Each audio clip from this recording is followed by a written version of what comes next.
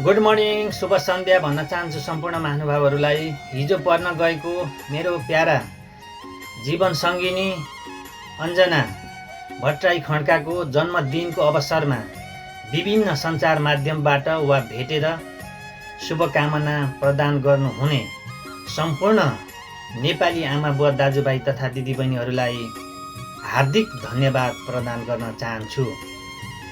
समाजको एउटा विशिष्ट एकता, मैत्रीपूर्ण भावना र सहयात्राको क्रममा शुभकामना प्रदान गर्नुहुने सम्पूर्ण अभिभावक, विद्यार्थी, शिक्षक, साथसाथै समाजसेवी, बुद्धिजीवी, नेतागण लगायत स्वदेश तथा विदेशमा रहनुभएका सम्पूर्ण नातागोता, कुलकुटुम्ब, आफ्ना आफन्त, हितैषी मित्रजनहरूलाई फेरि पनि म हार्दिक आभारसहित धन्यवाद प्रदान गर्न चाहन्छु। यसरी नै समाजको मैत्रीपूर्ण भावनाको विकास, आपसी सद्भाव र सहिष्णुतालाई द्रुततर गतिमा अगाडि बढिरहने प्रेरणा यस जन्मोत्सवले प्रदान गरोस् भन्ने विश्वास व्यक्त गर्न चाहन्छु। साथै